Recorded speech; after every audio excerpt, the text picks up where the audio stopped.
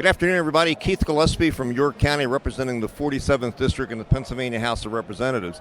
Today, here at the Great American Outdoor Show, stopping by at the Pennsylvania Fish and Boat Commission, and luckily, we were able to find Executive Director Tim Schaefer, who is just a great guy. Tim, you've been in the position now, what, 2-3 years? About almost 3.5 years now, if you can believe it. Boy, how time flies. And you were there, I know, as a staff person prior to that, and also spent some time at DEP and other agencies.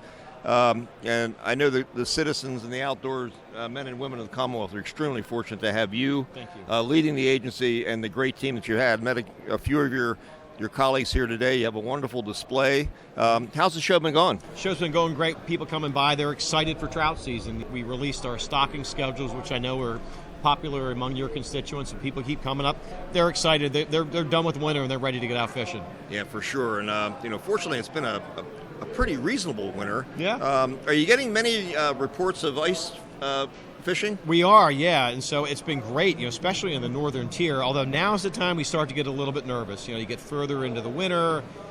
Ice may not be as thick as it was, so if folks are going to venture out onto the ice, please make sure it's thick enough. Want it to be at least 4 inches thick. At least 4 inches. Oh, at least. Yep. And so also want to make sure you have the proper safety gear.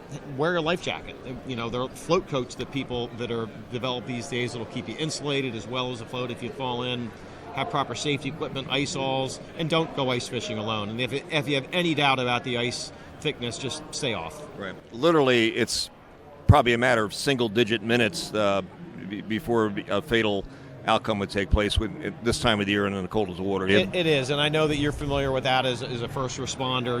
It's no coincidence that we're here in front of a billboard with life jackets on it. Reminder to everyone that from November 1st through April 30th, we have mandatory life jacket wear on all canoes, kayaks, and boats under 16 feet. If you go in the water when it's cold, you're probably not getting out. And I know we always we talk about this during the annual report at the legislature. Drugs and alcohol play a factor as well. I tell people if everybody wore their life jackets and we didn't have drunk boaters out there, we wouldn't have problems. And there's nothing worse for me than seeing my phone light up 6 o'clock on a Saturday evening from one of our officers. I know what that is. Please wear your life jacket. Well, great advice, Tim. Thank you for promoting that. And you talked a little bit about trout stocking and the schedule.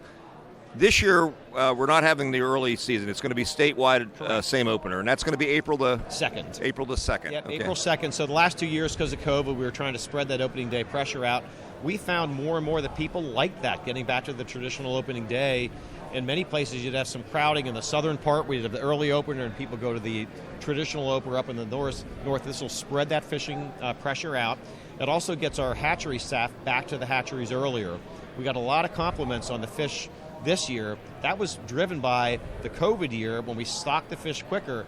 Our hatchery staff could get back earlier, start grading the fish, and working on the next generation of stock trout. And then the best part of all, you get 2 more weeks fishing. I mean, who could argue with that? Hey, there you go. Yeah. And just maybe a general reminder, the bag limit is 5?